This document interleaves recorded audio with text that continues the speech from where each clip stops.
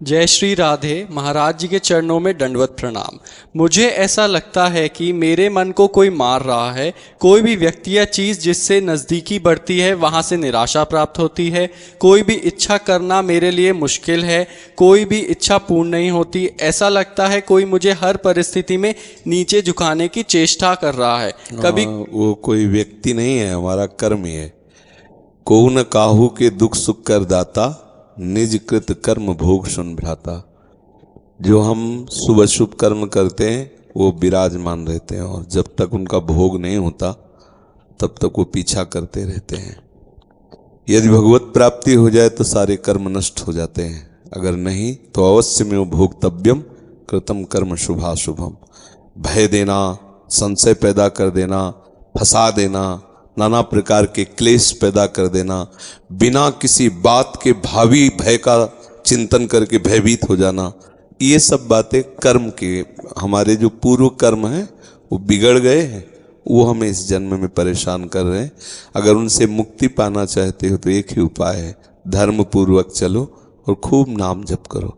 अब कोई गंदा कर्म ना होने पावे और नाम जप करो तो भगवान बड़े कृपालु हैं। भगवान कहते हैं अहम त्वाम सर्व पापेभ्यो मोक्षयिष्यामि मा शुचा। मैं तुम्हें समस्त पापों से मुक्त करके पवित्र कर दूंगा। वही कृपा सिंधु मुझे बचा सकते हैं, नहीं तो ऐसे ऐसे हमारे कर्म के हमें दिखाई नहीं दे रहे। जैसे गुप्त रूप से दुश्मन लगा हो और उसके हम निशाने में हो और हमें पता ना हो, ऐसे ही हम बिल्कुल हैं। कर्म हमको अपने निशाने में लिए, बोले अभी तो बहुत अच्छे हंस खेल के गए और ऐसा हो गया। वो तो पहले से ही तैयारी कर्म की, आओ हम तुम्हें देखते हैं। वो कर्म का है, उस कर्म को नष्ट करना एक केवल भगवान के हाथ की बात है। खूब भजन करे, प्रभु से प्रार्थना करे कि मुझे कर्म बंधनों से मुक्त कर दो, क्योंकि ऐसे ऐसे हमसे कर्म हुए कि अगर हम सबका हिसाब भोगने लगे, बहुत जन्म भोगते रहें बराबर तो भी नहीं भोग पाएंगे। तो कृपा करें प्रभु और हमारे कर्म की गोदाम में आग लगा दें, सब भस्म हो जाए, तो बात बन सकती है। और ये सब मानना कि कोई हमारे पीछे कुछ लगा दिया है, कुछ ऊपरी चक्कर और भीतरी चक्कर, ये सब बेवकूफ़ी है, इसमें कोई महत्व नहीं है, ये सब अज्ञान की बातें हैं। खास बातें हैं, अगर हमारा कर्म हमको दंड देना तो अभी भूत बन के लग जाएगा। अब झाड़ फूको, न जाना क्या क्या सब करते घूमो, कर्म बिगड़ गया, रोग बन गया। बोले लीवर खराब, किडनी खराब, ये अब पूरे जीवन भर भोगो, कर्म ही तो है। सब खेल कर्म का है, ना कोई हमें दुख से दे सकता है, ना कोई सुख दे सकता है। हमारे कर्म ही हमको दुख दे रहे हैं, हमारे कर्म ही हमको शुभ जो कर्म है वो सुख भुगता रहे हैं। तो इस दुख सुख से, ये यहाँ का सुख भी दुख रूप ही है। जैसे जेल में कोई बंद हो और उत्सव मना रहा हो, तो उसका, अब उसके फांसी की सजा, उत्सव मना रहा हो, क्या उत्सव उसका। ऐसे ही हम माया की जेल में बंद है। वो बोले आज हमारा बर्थडे, पता नहीं शाम के बर्थडे होगा कि डेथ डे होगा, कोई भरोसा नहीं किस मिनट में क्या हो क्या। तो ऐसे हम जीवन मुक्त जब तक नहीं तब तक क्या सुख।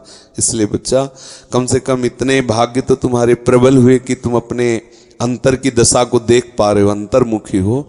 बस एकमात्र प्रभु की शरण में होकर उनका नाम जप करो। अब कोई गलती ना होने पावे तो अबलो नशानी अबना न सही हो, ये दृढ़ नियम ले लो। तो प्रभु बहुत कृपालु हैं, बहुत, मतलब आप सोच नहीं सकते हो कितने कृपालु हैं। वो सब माफ कर देंगे, और वो मालिक हैं, वो ईश्वर हैं। जैसे किसी ने एक जगह प्रश्न में लिखा कि हम मानते ही नहीं कि भगवान है। तुम मानते इसलिए नहीं हो कि अज्ञानी हो, बिना बाप के तुम थोड़ी पैदा हो गए, पिता तो है ही ना।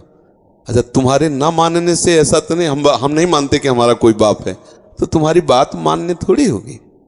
कृति है तो कोई रचने वाला है, कृति माने रचना, इसे प्रकृति कहते हैं। तो बोले सब प्रकृति से है, तो प्रकृति एक रचना है, इस सृष्टि भगवान की एक रचना है, तो इसको रचने वाला भी कोई है। अगर रचना है, मान लो चित्र है तो चित्रकार भी है ना, तो सृष्टि रूपी रचना है तो इसका रचने वाला भी है। अब उसको तुम राम बोलो, कृष्ण बोलो, हरि बोलो, परमात्मा बोलो, ब्रह्म बोलो, जो बोलो, वो है एक, वो है, तुम्हारे ना कहने से नहीं होगा।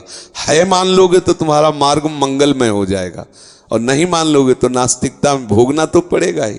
आप बोलो हम नहीं मानते कोई जेल वेल सजा है, तो बुरे कर्म में जब फंसोगे तब अपने आप अनुभव में आ जाएगा कि कोई जेल है, कोई दंड है, विधान है, कोई सजा है।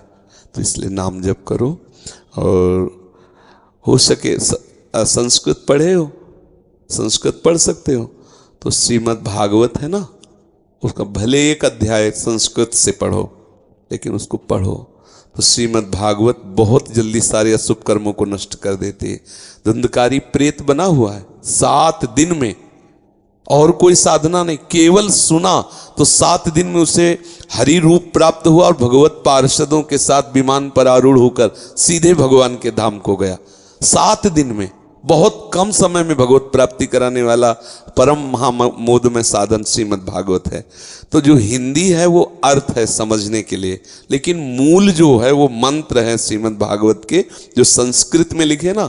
हाँ, अगर अपने न पढ़ पावे तो किसी उत्तम भागवताचार्य से, जिसको संस्कृत का ज्ञान है और जो ईमानदारी से पूरा पाठ करके ठाकुर जी की प्रसन्नता के लिए सुना सके, तो बैठकर 4-5 घंटे रोज सुन ले। 7 दिन किसी भागवताचार्य से पाठ करवा ले संस्कृत से, अपने कुटिया में या जहाँ भी जैसे बने, और नहीं तो स्वयं 1 अध्याय 2 अध्याय रोज पाठ करे। अब ऐसा तो भागवत बहुत कृपामय है, साक्षात श्री कृष्ण का वांग्मय स्वरूप है, सारे अशुभों को नष्ट कर देता है।